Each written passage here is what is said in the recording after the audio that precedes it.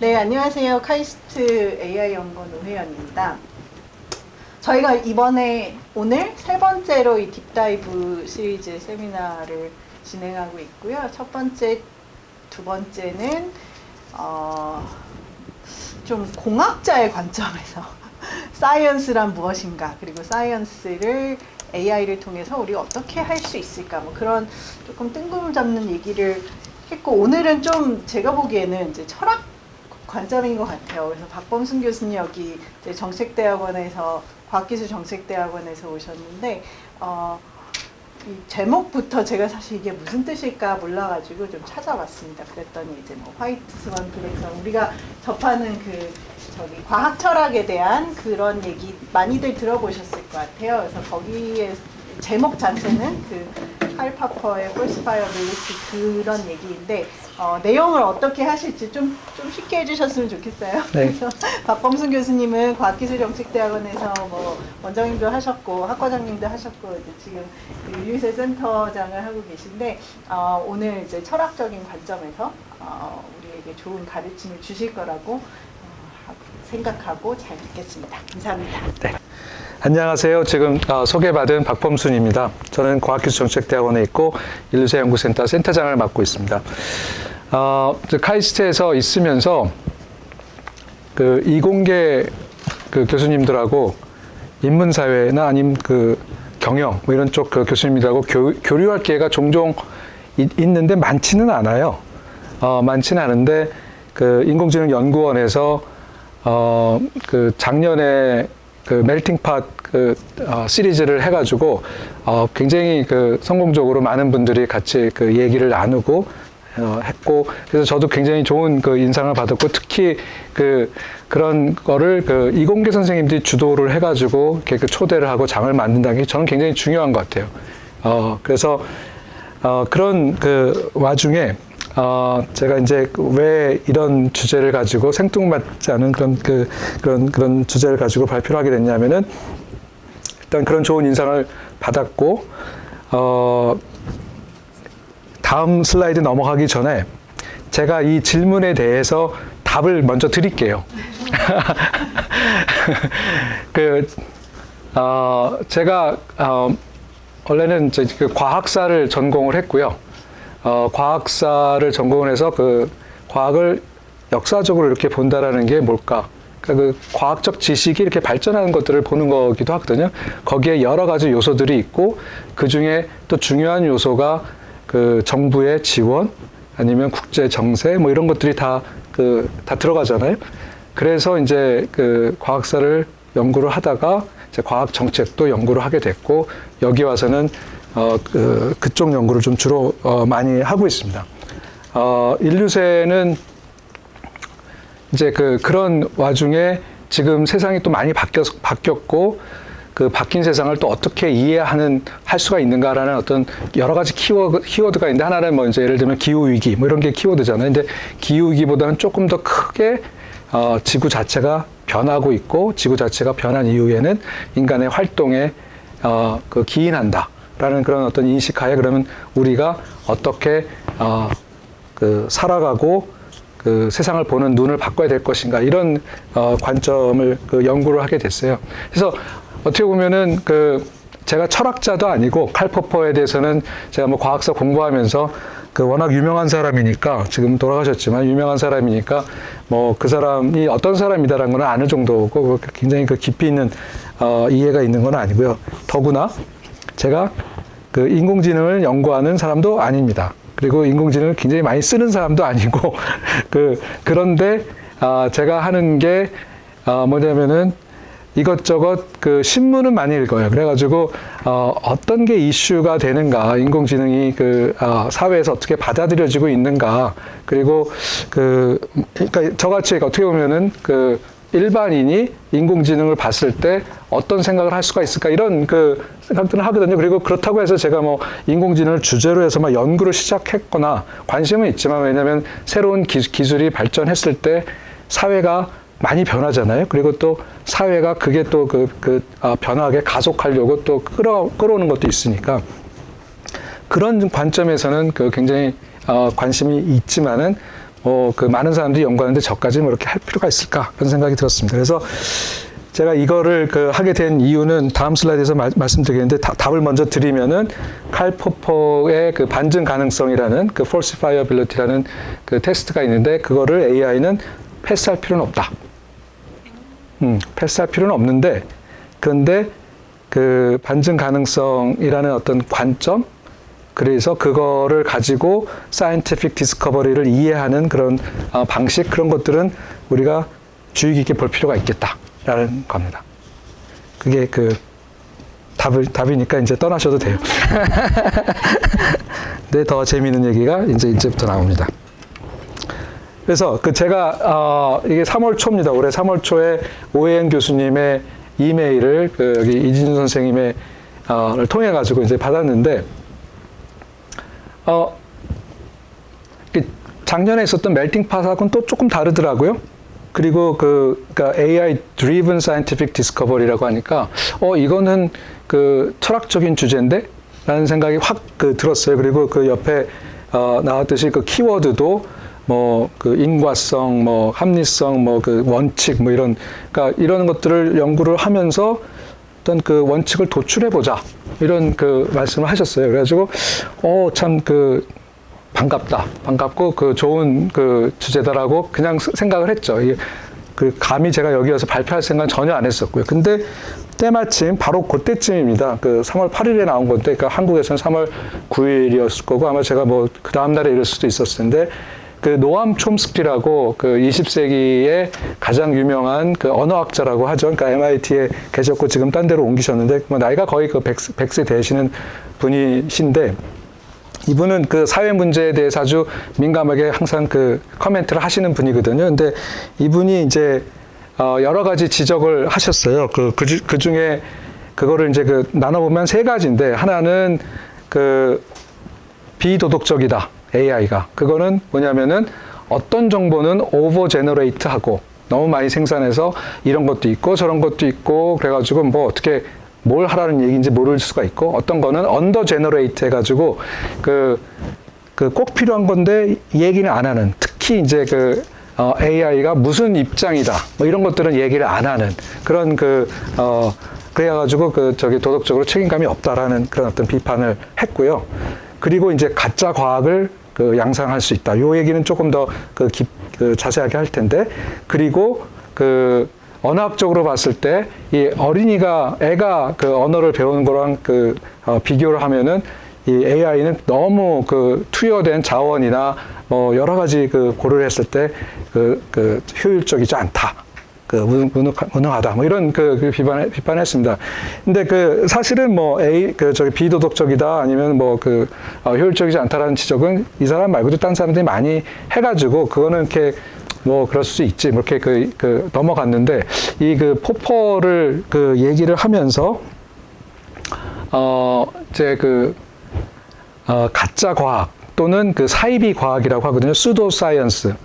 그래가지고 포퍼는 이제 좀 뭐 나중에 좀 더 자세하게 설명하겠지만은 20세기에 굉장히 유명한 과학 철학자고 20세기의 가장 중요한 베스트셀러 중에 100대 베스트셀러 중에 하나를 쓴 사람입니다. 그러니까 영향력은 굉장히 있는 어쩌면 촘스키보다도 더 있을 수도 있는 그런 어떤 사람인데 그 사람을 이제 인용을 하면서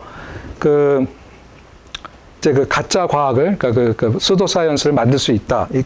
그 이유는, 포퍼에 따르면은 우리는 개연성 높은 이론이 아니라 설명을 추구하고, 말하자면은, 그러니까 아주 강력하고 가능하지 않을 것 같은, improbable, 그러니까 probable 한 거를, 이론을 찾는 게 아니라 improbable 한 그런 어떤 이론들을 찾아가면서 과학은 발전했다라고 얘기를 하는 거거든요.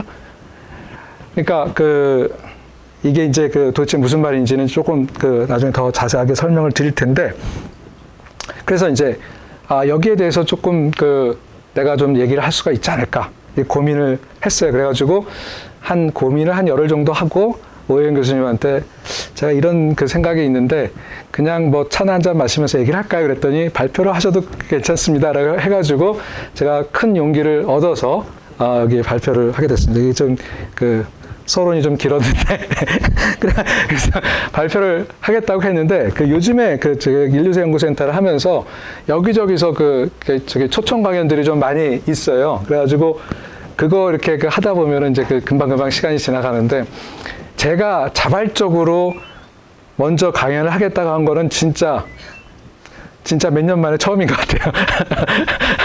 가능하면 안 하겠습니다. 뭐 꼭 해야 되는 것만 했는데 이거는 처음이다.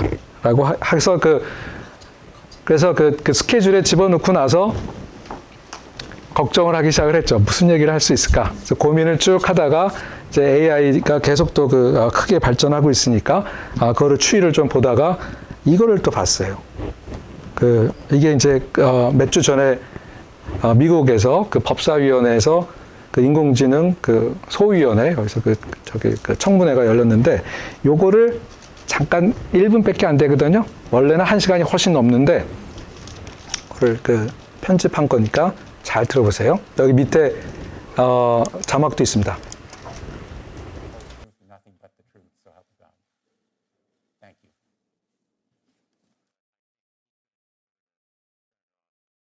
Too often, we have seen what happens when technology outpaces regulation. The unbridled exploitation of personal data, the proliferation of disinformation, and the deepening of societal inequalities. We have seen how algorithmic biases can perpetuate discrimination and prejudice, and how the lack of transparency can undermine public trust. This is not the future we want. If you were listening from home, you might have thought that voice was mine and the words from me. But in fact, that voice was not mine. The words were not mine. And the audio was an AI voice cloning software trained on my floor speeches. The remarks were written by ChatGPT. When it was asked how I would open this hearing. And you heard just now the result. The audio and my playing it may strike you as curious or humorous, but what reverberated in my mind was, what if I had asked it, and what if it had provided an endorsement of Ukraine surrendering or Vladimir Putin's leadership? That would have been really frightening, and the prospect is more than a little scary. 무슨 생각이 들으세요? 혹시 학생 중에서 무슨 얘기인지 다 아시죠? 그러니까 법사위원회를 열었는데 위원장이 레코드를 틀었어요.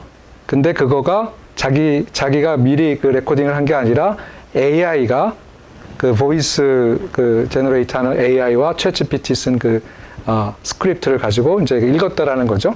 그러고서 이제 그 다음에 여러 사람들이 이제 선서하고 거기서 이제 질의응답을 하는데 그 중에는 오픈 AI의 사장도 와서 CEO도 와서 하고 그러면서 제가 기억나는 거는 테크놀로지가 굉장히 잘못될 수도 있다. 근데 잘못되면은 엄청 잘못될 수도 있기 때문에 자기는 레귤레이션을 해도 된다. 그런 얘기를 합니다. 그러니까 비유를 자동차를 드는데 어린이한테 자동차를 몰게 하진 않잖아요. 그러니까 라이센스가 필요하듯이 AI의 어떤 특정 영역에서는 AI도 라이센스가 필요한 거 아니냐. 이런 얘기를 하고 그랬습니다. 그 얘기를 제가 하려고 한 건 아니고요. 이게 바로 우리가 지금 리얼타임으로 보는 이미테이션 게임 아닙니까? 튜링 테스트죠. 그래서 미국의 법사위원장이 오픈 AI, AI에서 만든 그것과 이제 합쳐가지고 이제 통과를 했다라는 얘기를 한 거죠. 근데 사실은 튜링 테스트가 그러니까 이미테이션 게임이 얼마나 AI 발전에 자극이 됐는지 그거를 꼭 사람들이 테스트를 통과하려고 노력을 한 건지는 논란이 있더라고요. 튜링 테스트 자체에 대한 논란도 있지만은 그래서 튜링을 잠깐 봤는데 이 튜링이 이 AI를 그러니까 영국에서는 머신 인텔리전스라고 그러니까 아티피셜 인텔리전스가 아니라 머신 인텔리전스란 말을 그 쭉 써왔고 그리고 그 AI란 말은 그 56년인가 1956년에 다트머스 컬리지에서 있었던 그 컨퍼런스에서 처음 쓴 건데 그 전에 이제 그 머신 인텔리전스라는 말을 이제 튜링이 쓰기 시작했고 이게 그 1948년에 그 조그만 리포트가 그 거기 머신 러닝 포함해가지고 모든 아이디어가 여기 들어있습니다. 이거는 뭐 그 저널에 낸 건 아니고요. 근데 그거를 이제 여기에 이제 이미테이션 게임 비슷한 그런 그 튜링 테스트의 아이디어가 여기 좀 들어가 있고요. 그 1950년에 그 나온 이게 마인드라는 저널인데 마인드 저널은 그 철학계에서 굉장히 그 탑 저널 중에 하나로 쳐주는 데인데 거기에 이제 그 우리가 알고 있는 AI의 아주 바이블 같은 그런 어떤 아이디어들이 여기 다 들어있는 거죠. 근데 제가 관심을 가졌던 거는 여기 나온 첫 번째 제가 하이라이트한 그 질문이죠. Can machines think? 이걸 던진 거예요. 이걸 던지고 이제 그 얘기를 풀어나가는 거죠. 생각할 수 있다라고 얘기를 한 거죠. 이게 영어가 좀 애매한데 여기서 질문을 can으로 시작한 거예요. do가 아니라. 그건 뭐냐면은 알란 튜링의 목적은 인간처럼 굉장히 생각을 잘하는 기계를 만들자. 그 자체가 아니라 기계를 비슷하게 하면서 인간의 로지컬 띵킹의 어떤 방법 이런 것들을 같이 보고 싶었던 거죠. 약간 인간을 연구하는 방법으로서 이제 나름 머신을 가지고 들어온 그런 겁니다. 그래서 굉장히 그게 큰 차이인데. 그래서 저는 이제 오늘 발표해서 하고 싶은 얘기는 이 질문을 약간 좀 돌려서 이렇게 만들면 어떨까? 그러니까 지금 우리가 법사위원회에서 AI가 굉장히 잘못될 수 있다, 뭐 이런 얘기를 했잖아요. AI가 그만큼 파워풀하니까. 그럼 그만큼 파워풀하면, 그러니까 튜링 테스트를 통과할 정도로. 그래서 머신이 think 할 수 있다고 한다면은 도덕적으로 생각할 수 있게 만들 수는 없을까? 아니면은 어떤 특정 컬처에 맞춰서 think culturally. 그러니까 제가 하고 싶은 얘기는, 그러니까 말하자면은 AI가 생각한다는 게 전 세계적으로 다 똑같이 생각할 필요는 없는 거잖아요. 그러니까 미국 AI는 어떻게 생각하고 한국 AI는 또 어떻게 생각하고 그렇죠? 그러니까 그리고 라틴 아메리카의 AI들은 거기에는 그쪽 나라의 풍습도 있고 그러니까 그런 것들을 좀 고려를 해가지고 생각하게 만들 수 있지는 없을까? 뭐 이런 겁니다. 그러니까 조금 더. 그러니까 그렇게 우리가 훈련을 시킬 수만 있다면 할 수 있는 거 아닌가? 그런 우리의 능력들은 그만큼 있으니까. 이제 그건데 그 과정에 이 로직 오브 사이언티픽 디스커버리, 그러니까 이거에 대한 이해가 있으면은 좀 도움이 되지 않을까라는 그런 생각이었던 겁니다. 이게 제 지금 생각의 구도고요. 그러니까 다시 말해서 이제 로직 오브 사이언티픽 디스커버리를 만든다라는 거는 우리가 이제 AI를 하나의 알고리즘을 하나의 프로그램인데 이제 그거를 우리가 블랙박스처럼 생각을 많이 하거든요. 그러니까 인풋과 아웃풋만 보고 안에 거는 전문가들도 잘 모르겠다라는 얘기를 많이 하는데 과연 그런가? 우리가 이거를 언팩할 수 있는 방법은 없을까? 그리고 그러니까 또 여러 가지 사이언티픽 디스커버리의 로직 같은 것들을 좀 연구를 하면서 언팩을 할 수 하면 어떨까? 뭐 이런 바램에서 이제 제가 발표를 하게 됐습니다. 그래서 포포에 대해서 말씀을 드리면은 이런 중요한 책들을 썼는데 과학 발견의 논리라는 책은 이제 독일어로 나왔다가 이제 영어로 나중에 번역이 됐고요. 포포에 대해서 이 사람이 굉장히 흥미로운 사람인데 오스트리아 비엔나에서 태어났습니다. 근데 태어날 때는 그때가 오스트로 헝가리안 엠파이어, 오스트리아 헝가리 제국의 비엔나는 수도고 엄청나게 그 힘이 있는 나라였던 거죠. 그런데 그 아시겠지만 1차 세계대전 이후에 그 제국이 이제 분할됩니다. 그러니까 제국이 끝나는 거죠. 그런 그 경험을 하고 그리고 그러니까 말하자면은 문화의 중심이었던 거죠. 비엔나라는. 그래가지고 여러 가지 예술도 있었지만 철학도 굉장히 그 중요한 철학자들이 많이 그 나왔던 그거고 그리고 많은 사람들이 약간 그 사회주의 쪽에 그 관심을 많이 가져가지고 그 막시즘 뭐 이런 연구를 많이 했고 그리고 거기가 또 정신 분석하는 그 프로이드와 그 프로이드의 그 제자들 아니면 경쟁자들이 같이 이렇게 했었던 그런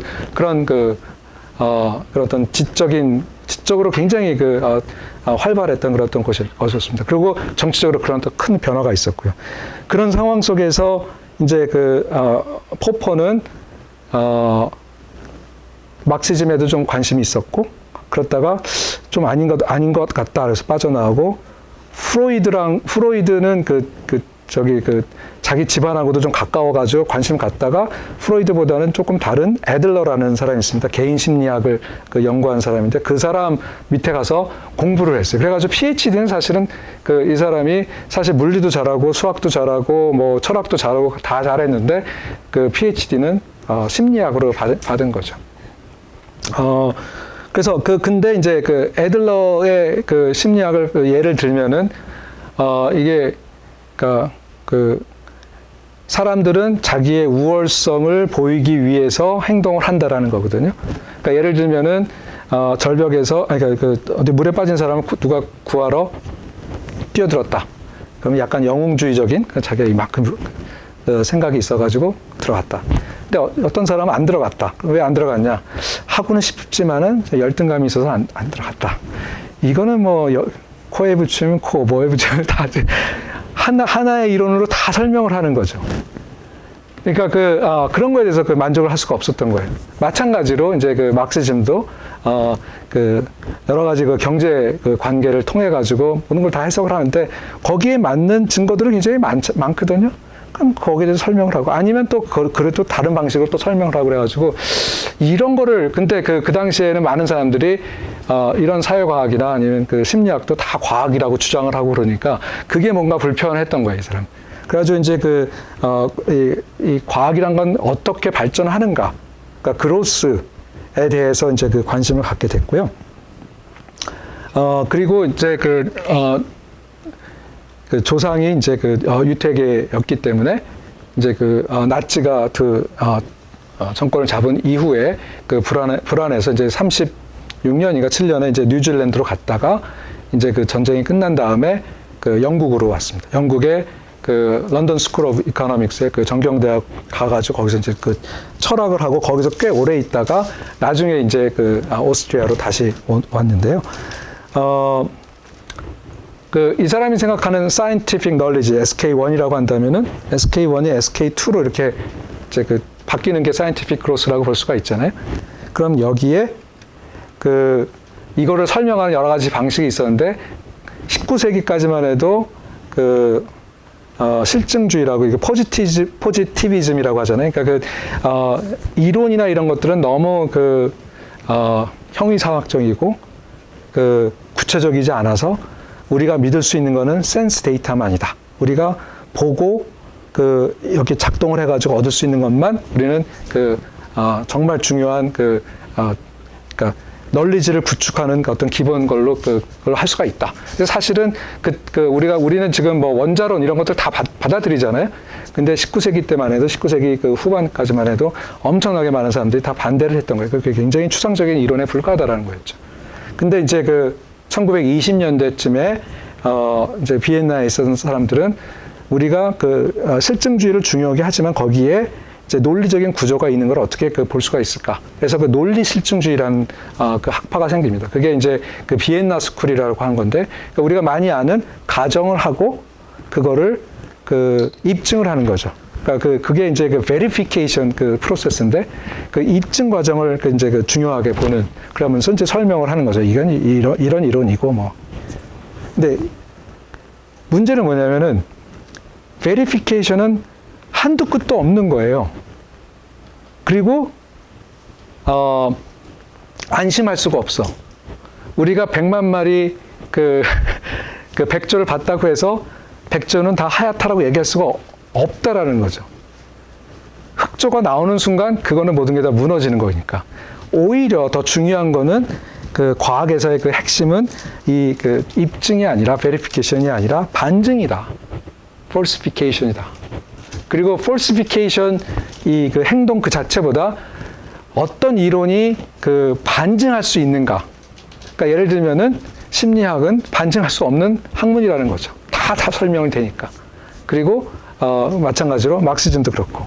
그거에 비해서 과학은 그 반증을 할 수 있는 어떤 그 구조를 갖고 있다. 이게 이제 이 사람이 생각한 그 디마케이션 프로블럼입니다. 그러니까 구분을 하는 거죠. 진짜 과학과 사이비 과학을 구분하는 방법으로 이 반증 가능성을 들고 나온 거예요. 그러니까 입증이 아니라 반증이 중요하고 이게 그 과학의 아주 고유한 특성이다. 그럴 듯하죠. 그 많은 사람들이 그 굉장히 그 좋아했고 따르는 사람들이 있었습니다. 그래서 이제 그 사람이 한 말을 우리가 가져다 쓰면은 이제 반증 가능성 또는 뭐 논박 가능성 아니면 검증 가능성. 그래서 그래서 제가 이제 그 falsifiability test라고 했는데, 그러니까 이런 것들을 거칠 수 있는, 그러니까 그 무대에 올릴 수 있는 게 이제 과학이다. 그렇지 않은 것들은 아예 과학에서 빼자라는 그런 그 얘기를 했습니다. 근데 제가 이 얘기를 하면서 물론 이게 우리가 지금 얘기하는 가짜 뉴스라든지 이런 것과는 완전히 좀 다른 얘기인데, 그래도 뭔가 가짜 과학 그리고 어떤 논리 구조를 알았을 때 진짜 과학의 어떤 특성 같은 걸 우리가 알면은 AI를 뭐 할 때 좀 도움이 되지 않을까라는 테크니컬한 건 전혀 모르는 가운데서 이런 상상을 또 좀 해봤었고요. 이 사람이 이런 생각을 하게 된 가장 큰 이유는, 이유는 자기가 이제 막시즘에서 벗어나고 싶고, 그리고 심리학에서, 프로이드나 애들러 심리학에서 벗어나고 싶은 그런 욕구가 있었는데, 바로 1919년에 커다란 예를 봤습니다. 이때가 본인으로는 17살 뭐 정도밖에 안 됐었을 때예요. 너무 인상적인 게 1916년에 이제 아인슈타인이 상대성 이론, 일반 상대성 이론을 발표했습니다. 특수 상대성 이론은 한참 전에 했었고요.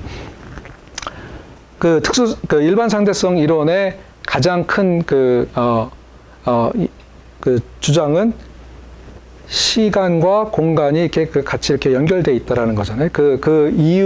그거의 결과로서 이게 빛이 진행을 하는데 우리한테는 직선으로 가는 것 같지만은 중력장에 끌려가지고, 그러니까 태양같이 큰 중력이 큰 어떤 물체가 있으면은 거기에 끌려서 우리가 볼 땐 직선이 아닌 곡선으로 가는 것 같이 보인다라는 그런 주장이에요. 그거를 증명할 수 있는 방법은 없었죠. 근데 자기는 그렇게 생각한다라고 아주 깨끗하게 했어요. 그런데 이제 그거를 증명할 수 있는 기회가 나왔습니다. 그거는 뭐냐면 이게 1919년에 있었던 개기일식이었는데, 이게 이제 개기일식 뭔지 아시죠? 그러니까 해가 있는데 대낮에 달이 이렇게 가서 완전히 가리기 때문에 이제 뭔가를 볼 수가 있는. 근데 보통은 그러니까 말하자면은 태양 디스크라고 한다면 디스크 뒤에 있는, 원래는 뒤에 있는 별들이 보이기 시작하는 거예요. 왜냐하면 이렇게 오다가 꺾여가지고 이렇게 오니까. 근데 그때 그걸로 하면은 마치, 그러니까 직선으로 하면은 이 디스크 뒤에 있는 게 아니라 밖에 이렇게 있는 것처럼 이렇게 플로팅이 되잖아요. 그러니까 그런 것들을 이제 얘기를 한 거죠. 그래서 이게 에딩턴이라는 사람인데, 에딩턴은 이제 캠브리지 대학의 유명한 천문학자였고요. 이제 이때가 전쟁 중이라는 걸 잘 기억을 하세요. 그리고 아인슈타인은 베를린 대학에 있었고, 그래가지고 적국이었습니다. 근데도 이제 과학자들은 서로 대화를 해야 된다. 뭐 이런 생각을 가지고 이제 대화를 하고, 이제 이거를 적극적으로 이게 진짜 기회다 해가지고 브라질에 가서 이제 촬영을 한 거예요. 이게 그냥 집에서 이렇게 한 게 아니라 브라질까지 가가지고 다 이렇게 해서 이제 증명을 했죠. 근데 이게 얼마나 결정적이었냐? 이게 이제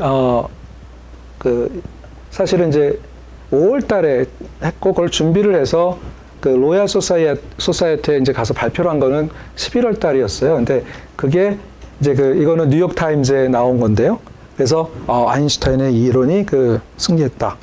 근데 이제 그거를 조금 더 그러니까 리얼하게 전달한 사람이 알프레드 노스 화이트 헤드라는 사람인데 이 사람도 철학자예요. 철학자인데 수학자이기도 하고 엄청나게 중요한 사람인데 그 사람이 이제 증언하기로 거의 그릭 드라마 그리스의 신화 같은 드라마 같은 그런 분위기였다. 로얄 소사이어티 왕립학회에서 그 배경에는 뉴턴의 사진이 이렇게 있고 그리고 여기서 이제 한 200년 만에 뉴턴이 이론이 반증되는 틀리다라는 게 보여주는 모디피케이션이 필요하다는 거죠. 여기서는 아주 예의 있게 썼는데 어쨌든 모디피케이션 되는 수정되는 어떤 순간이다. 이런 얘기를 했어요. 그러니까 이런 것들을 이제 따라가다 보니까 이제 포퍼가 정말 과학은 이렇게 되나 보다. 그래서 보니까 이제 뉴욕 타임즈 것들 몇 개 이렇게 찾아봤어요. 봤더니 며칠 뒤에는 뉴턴's law is safe. 그러니까 don't worry. 어떤 부분에서는 뉴턴이 맞고 어떤 부분에서는 이렇다. 그러니까 저기 태양 근처에서 일어나는 어떤 모션에 대해서는 우리가 아인슈타인 이론을 써야 되지만 다른 어떤 이 당시에는 로켓은 없었지만 그때 최 교수님이 와서 뉴턴 can AI be 뉴턴이라는 발표를 하셨잖아요.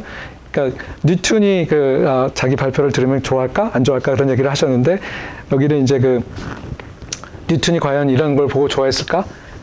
뉴턴이 이제 스마일을 했을 거라는 얘기죠. 그러니까 그거는 내가 했던 영역에서는 다 내가 맞고 그건 좀 특수한 거다 이렇게 얘기를 했을 거라는 거죠. 그리고 이제 다음 걸 보면 improves on Newton. 그러니까 어떻게 보면은 이게 완전히 falsify가 된 건 아니잖아요. 반증이 된 건 아닌데 어느 순간에 타협이 있었던 거죠. 근데 그럼에도 불구하고 이제 포퍼가 주의 깊게 봤던 거는 모든 사람들이 다 이렇게 어떻게 생각하고 있는데 젊은 과학자가 이때쯤에 아주 젊지는 않지만 그래도 과학자가 뭔가 새로운 거를 얘기를 해가지고 테스트를 해보겠다라는 거죠. 그리고 테스터빌리티, 그러니까 그걸 테스트할 수 있는 어떤 가능성이 보인 거고, 그걸 통해 가지고 이제 과학은 전진한다. 그런 어떤 얘기를 한 거죠. 그래서 이 얘기를 하자마자 많은 사람들이 이제 좋아했고, 또 어떤 사람들은 철학자들이 무슨 얘기하면 항상 딴지 보는 사람들이 있어요, 사실은. 다 자기가 굉장히 대단한 철학자라고 생각하니까. 근데 어떤 것들은 굉장히 테크니컬하게 어려운 문제가 있습니다. 그러니까 뭔가 이론과는 지금까지 있는 이론과는 다른 뭘 발견을 했다. 그렇다고 그럼 그 이론을 다 폐기해야 되느냐? 예, 지금 봤듯이 뉴턴 것도 폐기가 완전히 안 됐잖아요. 그리고 예를 들면은 실험실에서 뭐 대학교 실험실 아니면은 중고등학교 실험실에서 학생이 이렇게 실험을 하다가 뭔가 교수가 아니면 선생님이 생각하는 것과 좀 다른 결과가 나오면은 어떻게 반응을 하겠습니까? 너 정말 훌륭한 발견을 했다라고 하기보다는 한 번 더 해봐. 될 때까지 한번 해봐. 뭔가 뭐 실수한 게 있겠지. 뭐 이러잖아요.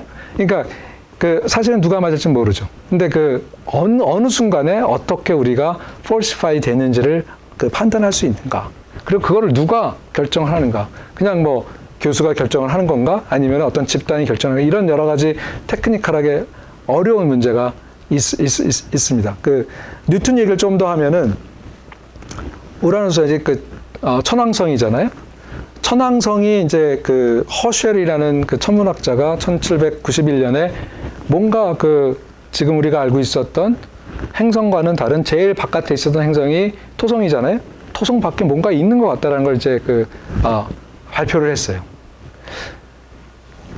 딱 그 천문학자 발표하면 이건 정말 대단한 거잖아요. 그 생각을 해보세요. 지금까지는 그 7개로 알고 있었는데 하나 더 있다. 6개인가요? 그 일곱 번째가 하나 더 있다. 엄청난 거죠. 근데 문제는 뭐냐면 얘가 뉴턴의 룰을 따르질 않아. 그러면 이제 그 딜레마가 생긴 거죠. 이거를 행성으로 봐야 될 것이냐, 아니면 뉴턴의 그 룰을 수정을 또 해야 될 것이냐. 이때 어떤 여러 가지 그 가설이 있었냐면은 설마 뉴턴이 틀릴 수 없다라는 가정하에 그 어떤 사람이 얘기를 했냐면은 저 밖에, 우리는 아직 발견 못했지만 저 바깥에 행성이 하나 더 있을 거다. 그게 해왕성이었습니다. 그리고 그게 바로는 그 발견이 안 되고 몇십 년 지나서 발견을 한 거죠. 그러니까 천해명이죠. 근데 그 명왕성 얘기는 사실 더 그 흥미로운데, 그거는 이제 처음에 받아들여졌다가 이제는 그 외행성으로 이렇게 그 밀어낸 그런 과정이죠. 그러니까 이게 이론과 발견 사이에 엄청난 이런 게 있고, 그러니까 사람들이 믿은 거죠. 믿은 걸 그럼 어떻게 설명을 할 것이냐. 이런 문제가 또 생기는 겁니다. 그래서 테크니컬하게 굉장히 어려운 문제가 있고, 그리고 분야마다 과학이라고 하나로 딱 얘기를 했지만, 포퍼가 좋아했던 그거는 이제 이론 물리학과 실험 물리학 뭐 이런 거였죠. 화학도 거기에 포함될 수 있었던, 할 수 있을 텐데, 그런데 과학에는 어떤 과학은 지올로지라든지 아니면은 에볼루셔너리 바이올로지 이런 것들은 타임 스케일이 엄청나게 많고, 이게 다 축적이 돼가지고 쭉 되는 거고, 영어로 하면 run the tape again and again 할 수가 없는 거잖아요. 똑같은 것들을 여러 번 실험실에서 반복을 해가지고 할 수 있는 게 아니라, 그걸 가지고 우리가 뭔가 지식을 만들어가는 거니까. 우주론도 마찬가지고. 이런 것들은 이제 포퍼의 falsifiability를 적용할 수 없는데, 그럼 어떻게 할 것이냐. 이런 문제가 또 생긴 거고, 그리고 이제 좀 과학 철학 쪽에서는 이런 falsification보다도 paradigm shift라든지 아니면은 토마스 쿤의 패러다임 시프트 개념도 그때 좀 나왔습니다. 그러니까 1962년에 나왔고, 그러니까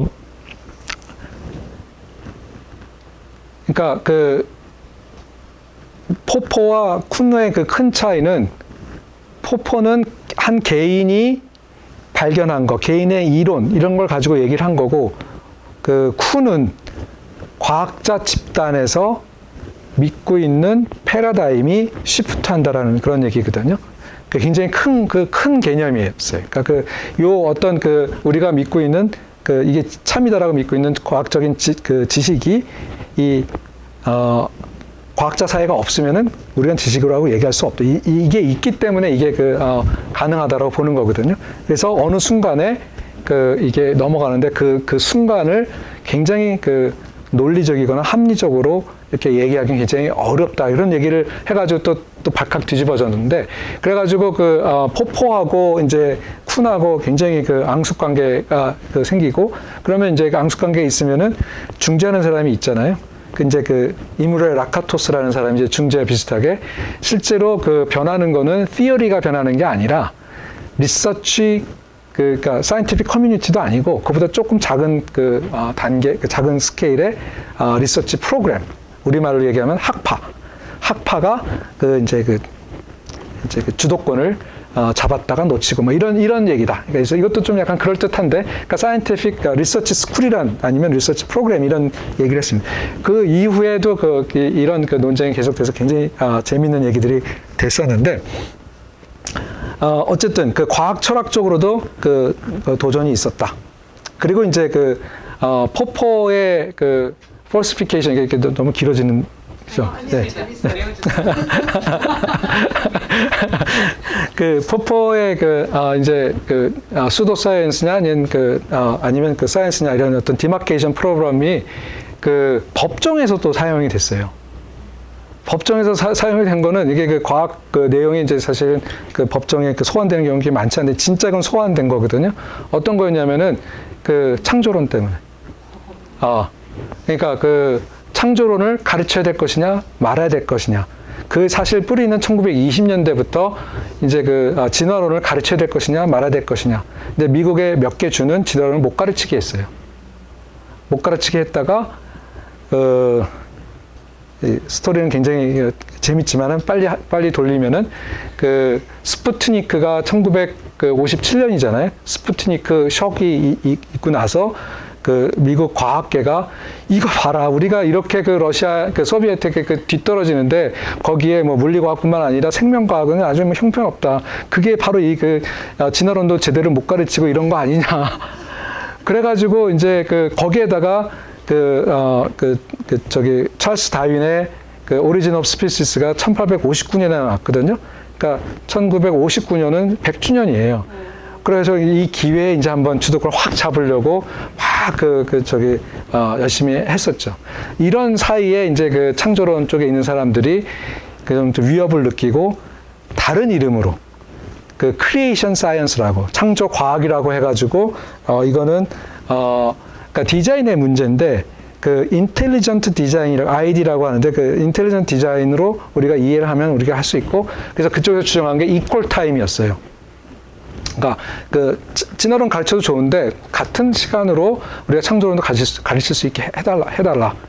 근데 이게 붙어가지고 이게 이제 그 헌법 해석에 그 문제가 있거든요.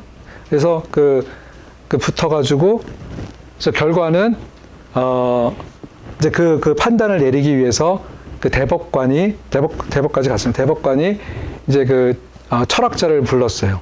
그래가지고 어떻게 생각하냐, 이 창조 과학이 과학이라고 생각하냐, 그 가르쳐도 된다고 생각하냐 그랬더니 그때 이제 그 포포의 falsification 크라이테리아를 가지고 오면서 이거는 falsify 할 수 없으니까 과학 아니다.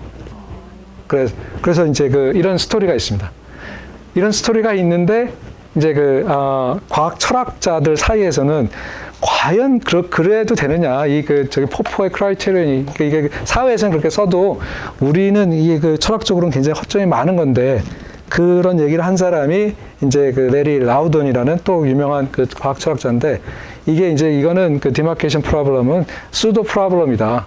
그러면서 여기서 얘기하는 게 너무 길어서 제가 얘기를 안 할 텐데 이게 그 창조론자뿐만 아니라 플랫 어서라고 있잖아요. 그리고 유리 겔라 추종자, 뭐 버뮤다 트랭글러스, 뭐 리센코, 뭐 체리엇스 오브 더 갓스, 뭐 이런 여러 가지들도 마치 그 반증 가능성만 보이면 자기도 프로퍼 사이언스라고 얘기를 할 수 있는 거 아니냐. 그리고 그러니까 뭐 해가지고 해서 안 됐으면 다음 또 가정을 또 올리고 그런 걸 한다는 얘기죠. 그러니까 굉장히 잘못 사용될 수 있는 가능성이 있는데 그거를 썼다라고 해가지고 그 증언한 사람을 굉장히 욕을 했습니다. 그래가지고 이제 더 발전을 해가지고 이거 한마디로 얘기할 거 없고 그러니까 이게 원 디멘전이 아니라 투 디멘전으로 생각을 해야 된다. 해가지고 저쪽 끝에 있는 게 이제 점성술이나 인텔리전스 디자인, 창조론이나 HIV 디나이얼리즘, 이제 하면은 클라이밋 체인지 디나이얼리즘 이런 것들도 이제 거기에 들어갈 텐데 그런 것들, 요런 것들이 이제 수도 사이언스에 좀 더 가깝고 약간 상대적으로 얘기한 거죠. 이거는 사이언스, 수도 사이언스 이렇게 나눌 수 없고 이렇게 각 분야마다 좀 다르게도 이렇게 얘기를 하면 이렇게. 네, 그렇죠. 스트링 피직스는 이제 할 수가 없는 거니까. 그래가지고 SETI는 뭔지 모르겠습니다. 그래서 이게 이제 포포에 대한 얘기고요. 그러니까 포포 얘기가 흥미로운데 그 자체도 굉장히 컨트로버셜하다.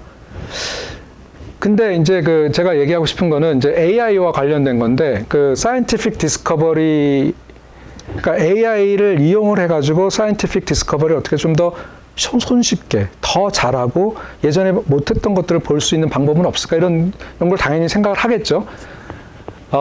이게 한 90년대부터 한 2000년대 이렇게 그때 논문들이 나오고 책들도 나오고 시작을 하더라고요. 제 연구원에서 이미 했을지도 연구하셨을지도 모르겠는데 그래서 제가 두 논문만 좀 소개를 할게요. 하나는 재작년에 나온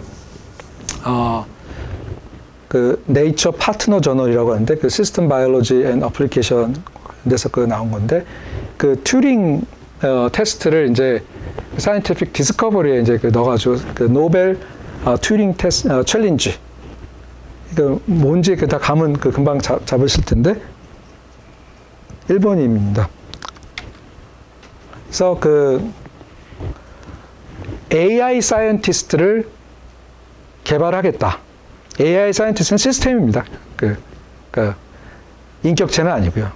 그래서 사람이 개입되지 않고 오토매틱하게 사이언티픽 디스커버리를 할 수 있고 그거의 그 중요성이 거의 노벨상급이다. 이거를 추구를 하겠다라는 얘기를 하고 그게 이제 목표 2050이 이제 클라이밋 체인지에서도 굉장히 중요한 근데 2050년까지는 자기가 한번 해보겠다. 그러면서 거기에 그 스텝 같은 것들을 제시를 한 거예요. 어떻게 하면 그렇게 갈 수가 있을까? 그래서 이제 트레디셔널하게 우리가 사이언티픽 디스커버리를 하는 거는 뭐 이런 예가 있다. IPS라는 거는 영어로 하면 Induced Pluripotent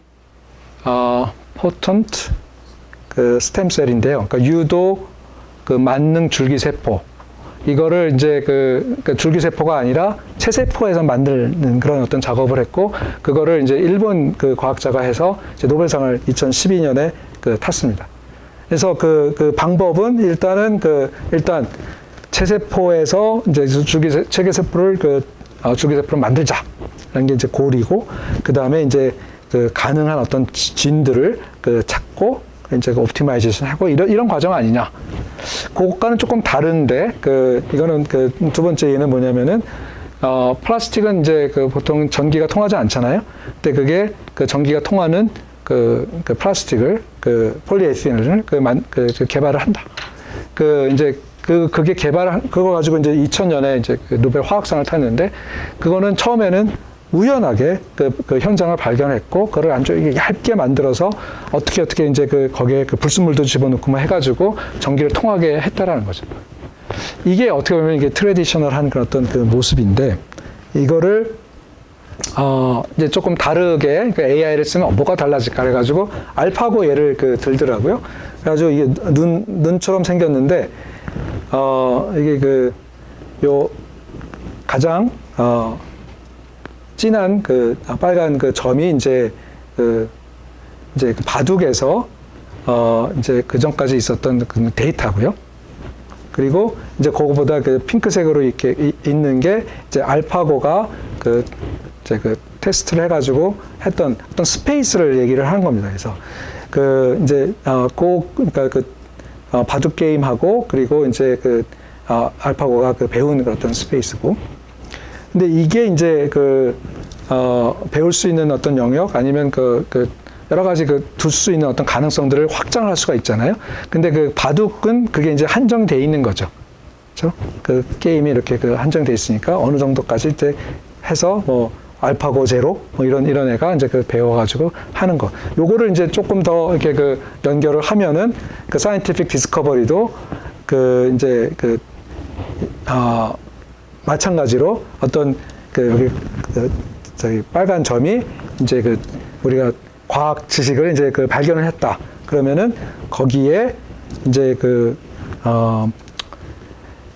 요거를 발견했지만 가능한 여러 가지 이제 가정이랄까 이런 것들은 훨씬 더 넓고, 그리고 여기 점선은 뭐냐면은 거기에 이제 AI를 쓰면은 폭이 더 넓어진다. 그러니까 가정을 이렇게 두고 테스트할 수 있는 어떤 폭이 더 넓어지고, 이 경우에는 우리가 무한대로 생각할 수 있는 거 아니냐. 뭐 이런 겁니다. 그러니까 개념적으로는. 그래서 이제 단계를 하면은 오토메이션이 많이 진행이 되는데, 어떤 오토메이션은 어떤 특정 스킬만 계속 하게 하는 그런 오토메이션이고, 그런 것들을 이제 여기서는 로봇 사이언티스트라고 하는 거죠. 로봇 사이언티스트 아담 앤 이브 해가지고 어떤 특정 작업만 굉장히 잘하게 하는 거고, 그거를 이제 그럼 여러 랩을 연결시키고 뭐 이런 작업들을 하면은 이제 노벨상급이 되지 않을까. 그래서 얘기하는 거는 이제 슈퍼 휴먼 AI 사이언스가 갑자기 나오는 건 아니고, 사이언티픽 커뮤니티와 오랫동안 이렇게 공진화를 해야 된다. 갑자기 나오는 게 아니라 이런 단계들을 거쳐야 된다. 근데 이게 단계를 얘기를 했지만은 굉장히 어떤 선형적인 모델이 있는 거잖아요. 그러니까 과학 발전은 이런 식으로 갈 거다. 그리고 이제 AI를 써가지고 이제 사이언티픽 디스커버리가 임프루브가 되면 이럴 거다라는 얘기인데, 그래서 이제 일반적인 그 과학자와 AI 그 연구자와 사이에 어떤 커뮤니케이션이 중요하고 요 밑에 보면은 스테이크홀더라고 있잖아요. 그 과학 커뮤니티와 펀딩 에이전시, 인더스트리, LC는 그 Ethical, Legal and Social Implication이라고 해가지고 이런 그러니까 사회적 영향이나 뭐 이런 것들을 우리가 같이 고려를 해야 된다라는 그런 얘기입니다. 그래서 그 버추얼 빅 사이언스를 얘기를 하고 아마 이거는 alternative form of science가 될 거다. 그리고 우리가 전혀 생각하지 못했던 그 뉴 인텔렉츄얼 테리토리가 열릴다. 이런 그 희망 그 섞인 그런 얘기들을 했습니다. 근데 이것과는 조금 다르게 이제 그 AI를 그 과학 이거는 그 작년에 그 나온 아주 최근에 나온 그 물리학계에 나온 책이 논문이고요. 여기에 이제 강조하는 거는 scientific theory만이 아니라, 그러니까 그 디스커버리만이 아니라 언더스탠딩이 중요하다. 그러니까 그 요점을 이렇게 좀 너무 길어서 읽으실 수 없을 테니까 간단하게 도표로 설명을 하면은 AI가 이제 오래클처럼 오래클이 뭔지 아시죠? 신전의 사제, 신전의 사제가 하는 일은 신탁을 받아가지고 예언을 하는 겁니다. 이제 왕정이 망할 것이다. 누구는 죽을 것이다. 뭐 이런 예언을 하는 거죠. 이제 마치 AI가 예언을 하는데 이 예언의 의미를 모르고 예언을 얘기하는 그거는 소용이 없다. 그러니까 scientific understanding이 없는 예언은 이건 하나만하다라는 그런 얘기를 하는 겁니다. 아니면은 그냥 데이터로 있는 거죠. 그래서 중요한 거는 scientific understanding이다라는 얘기를 하고 싶은 거고요. 그래서 이제 이 사람이 이 그룹이 던진 질문은 어떻게 AI가 새로운 과학 이해를 도움이 될 것인가 이런 얘기입니다. scientific understanding이라고 하면은 이제 우리가 예측이 어떻게 만들어지고 그리고 그 결과는 어떨 것이라는 어떤 느낌이 있어야 되는 거잖아요. 그 느낌이라는 게 이제 scientific understanding인데, 그런데 아주 철저한 과학자는 그거는 심리학의 영역이다. 철학의 영역은 아니다. 철학은 논리적이고 합리적이고 그런 것들을 추구를 하는데, 칼 햄펠이라고 거의 포포 시대 때, 포포보다 조금 앞선 시대 때 논리실증주의자죠. 그러니까 그 사람이 이제 이런 얘기를 했습니다. 이거는 렐리번트하지 않다. 그런데 이제 실제로 과학자들은, 이런 철학자들이 얘기한 거, 과학자들은 우리가 언더스탠딩이라고 했을 때는 뭘 얘기를 하느냐? 예를 들면 아톰, 어떤 뭐 파티클, 뭐 이런 걸 했을 때 우리가 언더스탠딩은 어떤 순간에 우리가 이해할 수가 있느냐? 그거를 로드 켈빈 같은 사람은, 윌리엄 톰슨이라고 하죠. 켈빈 같은 사람은 19세기 때 우리가 모델을 만들고 그 모델을 가지고 수학적으로 그 모델의 어떤 비헤이비어를 설명을 하면 우리는 이해를 한다라고 얘기를 한 겁니다. 아니면은 어떤 비주얼라이제이션을 제시를 하고, 그러니까 수학에서만 끝나는 게 아니라 그게 어떤 모양을 가질 것인지 어떤 비주얼라이제이션을 제시하거나, 아니면은 약간 떨어져 있는 아이디어들을 이렇게 모아주는 그런 어떤 일들, 이런 것들이 이제 scientific understanding이 아니냐라는 그런 얘기들이 있습니다. 그래서 그거에 대한 철학적인 논란이 굉장히 많은데, 근데 이제 이 그룹이 채택한 과학 철학의 입장은 뭐냐면은 이 두 사람이 입장입니다. 라스트 네임만 하면 드레게트 앤 딕스라는 사람인데요. 궁극적으로는 이제 어떤 우리가 이제 scientific understanding 한다면은 그게 실제 과학과 그게 이제 예전이거나 아니면 현재 하는 그것과 어떤 관계를 보여줘야 되는 거 아니냐. 그게 없이 그냥 떨어지면은 이해하기 굉장히 어렵고, 뭐 예로서 이제 우리가 어느 순간에 이제 이해를 할 수가 있느냐. 그러니까 뭐냐면은 이해를 하고 그걸 가지고 다른 케이스에도 적용도 해보고 뭐 이런 작업들을 해야 되는 거예요. 그래서 그럴 때 이제 우리가 scientific understanding이라고 얘기한다. 그런데 디스커버리와 언더스탠딩은 다르다. 우리가 언더스탠딩을 하지 못하는 그 과정에서도 디스커버리는 할 수가 있다. 어떤 점들인 거죠. 그렇죠? 그래가지고 그 언더스탠딩이라는 거는 뭐가 있으면 그거를 그 질적으로 어떻게 설명을 하고 거기에 이제 코젤러티가 들어오는 거죠. 그런 게 들어와야지 안심을 하는 거예요, 사람이. 어떤 일이 그 현장에 벌어졌다, 그거를 설명하는 거에서, 그러니까 기술하는 거에서 끝나는 게 아니라 이러이러한 이유 때문에 있어야지 그래서 생긴 거다. 그게 이제 그거를 또 그 설명을 하는 과정에서 이론도 나오고 원칙도 나오는 거잖아요. 법칙도 나오는 거고. 그래가지고, 예를 들면 알파폴드가 엄청나게 많은 그 디스커버를 했는데 그게 얼마나 우리의 그 지식을, 그 이해를 높였는가. 그냥 블랙박스로 남아있는 거 아니냐. 이런 얘기를 한 거죠. 그래서 이 단계의 노력을 해야 된다는 그 얘기를 하는 겁니다. 그래서, 제가 아까 얘기했듯이 어떤 뉴 언더스탠딩을 가지고서는 어플라이하고 유즈를 할 수가 있다. 다른 상황에서. 안 그러면 딱 거기서 그냥 멈추는 거죠. 그거는 이제, 근데 우리가 애들이 뭔가 새로운 걸 배우고 하는 게 뭘 배워가지고 또 적용도 해보잖아요. 이게 될까, 안 될까? 안 되면 또 오류를 수정을 하고 뭐 이런 과정을 갖는 거죠. 그래서 이제 거의 끝나갑니다. 그래서 이제 여러 가지 디멘전을 얘기를 하는데 이제 세 가지를 얘기합니다.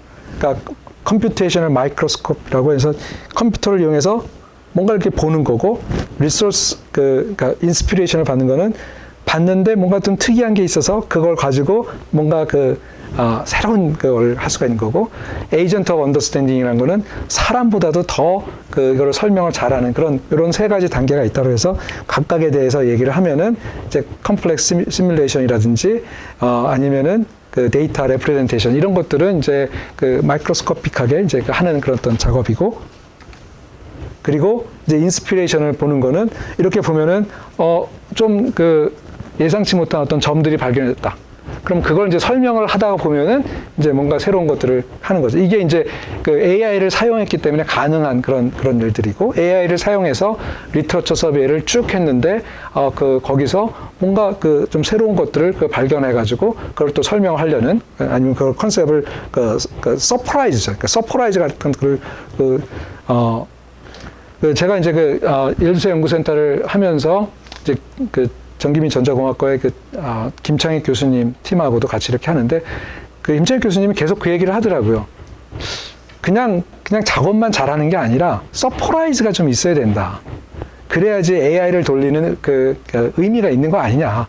그래서 오히려 서프라이즈를 찾더라고요. 그러니까 뭐 그냥 정확도만 높이고 뭐 이런 게 아니라, 뭐 그거 말고도 이제 모델에서 이제 서프라이즈 찾는다든지, 아니면은 아티피셜 에이전트를 집어넣어서 걔가 어떻게 비헤이비어를 하는가, 뭐 이런 것들도 찾거나, 아니면은 여러 가지 복잡한 어떤 솔루션을 가지고서 거기서 어떤 새로운 컨셉을 하거나, 이런 게 이제 인스피레이션을 받는 거죠.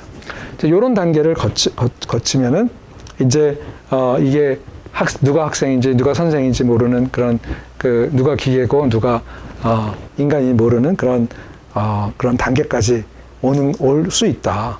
그래가지고 아까 계속 얘기했듯이 이제 언더스탠딩이라는 거는 이 인사이트를 다른 과학자들한테 설명할 수 있고 전달할 수 있고, 아니면은 그걸 일반화할 수 있는 그런 어떤 단계까지 가는 거다. 그런 얘기를 했습니다. 그래서 이런 일을 하기 위해서는 뭐가 필요하냐? 이 논문을 쓴 사람들은 철학자들은 아니고요. 물리학자, 화학자, 아니면 컴퓨터 사이언티스트 이런 사람들인데, 철학에 대한 전공자들이 좀 더 필요하다. 뭐 이런 이게 마지막 컨클루전에 있는 얘기더라고요. 그래서 제가 이제 정말 마지막으로 돌아와서 이거를 이제 질문을 조금 바꿔서 제가 처음에 했던 질문, 컴퓨터가 도덕적으로 생각할 수 있는가, 아니면 문화적으로 생각할 수 있는가, 이런 질문을 했을 때 우리가 필요한 거는 그러니까 철학자는 뭐 휴머니티즈라고 들어간다면 철학자뿐만 아니라 소셜 사이언티스트도 반드시 들어가야 된다. 사회가 어떻게 변하고 그 변한 게 또 어떻게 AI의 액티비티에 또 영향을 줄 수 있는지, 그런 것들을 같이 연구를 하는데 이게 많은 경우에 과학이나 공학을 하고 나서 그런 다음에 사이드 이펙트가 나온 다음에 그거를 이제 막는 방법을 구하는 그런 게 아니라 개발하는 단계에서 어떻게 보면은 그 알고리즘에 그런 것들을 좀 교육할 수 있는 방법은 없는가 하는 거죠. 그렇게 훌륭한 그 머신러닝 방법들이 이렇게 개발이 됐다면 이런 것들도 좀 거기다 집어넣어서 그러니까 그 우리가 그 디스커버리 그 여러 가지 단계들이 있었잖아요. 그 여러 종류들도 있었고 그러면 거기에 그 각각의 어떤 그 블랙박스라고 보지 말고 그걸 펼쳐서 그걸 다시 보고 거기에 이제 그 알고리즘 만들 때 이런 것들도 좀 집어넣어 가지고 고려를 할 수 있는 그러니까 그 여러 가지 뭐 데이터의 편향성이라든지 이런 문제들 당연히 그 다 고쳐야 되는데 그거뿐만 아니라 조금 더 구조적이고 좀 더 문화적이고 그 어느 지역에서 좀 통할 수 있는 AI 뭐 이런 것들을 조금 더 집어넣을 수 있지 않을까라는 그런 생각입니다. 그래서 이 포퍼의 마지막 하면은 그 포퍼가 이제 그 추측과 논박이라는 책이 이제 그 전에 있었던 걸 다 정리해가지고 쓴 책이거든요. 이게 그 번역이 돼 있는데 2판 서문에 1판을 한마디로 정의하면서 그 1판에 있는 내용은 이거다. 우리는 우리의 실수로부터 배울 수 있다. 이거 사실은 그 AI가 하는 거잖아요. 계속 그 배우는 거고 그리고 그 포퍼가 정말 이렇게 한 거는 본인은 굉장히 논리적이고 그 세상과 그 떨어진 것 같지만은 사실은 굉장히 그 안에서 그 스트럭을 했던 거죠. 그러니까 그 20세기를 살아오면서 전체주의, 아주 거대 이론 이런 것과 싸우는 그런 과정에서 거기에 그 기죽지 말고 뭔가 새로운 얘기를 해서 improbable한 거, probable한 그 theory가 아니라 improbable한 theory를 집어넣어서 그 테스트를 받을 수 있는 그런 용기 이런 거가 이제 그 과학자한테 필요한 거 아니냐 그런 얘기를 했었습니다. 그래서 그 이게 제가 말씀드렸듯이 그 1948년에 났던 이 그 조그만 보고서에 그 AI에 관련된 그 여러 가지 내용이 있는데 거기 머신러닝도 있고 다 있습니다. 근데 맨 마지막 그 섹션이 이겁니다. Intelligence as Emotional Concept. 그러면서 요 밑에 있는 게 그 튜링 테스트의 원형입니다. 그러니까 체스 게임을 써가지고 한 건데 이모셔널 하다는 거죠. 인텔리전스. 그러니까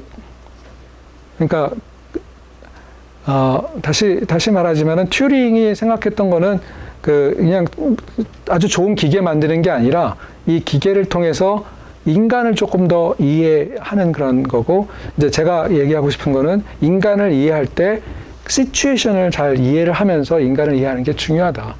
사실은 그 튜링도 어떻게 보면 2차 세계대전 전후에 이런 일들을 할 수가 있었고 또 희생자이기도 하고 그러잖아요. 그러니까 그런 그 인생의 그런 어떤 굴곡이 있었는데 이게 그 과학도 그런 거 아니냐라는 그런 얘기를 하고 싶었습니다. 네, 이것을 마치겠습니다. 감사합니다.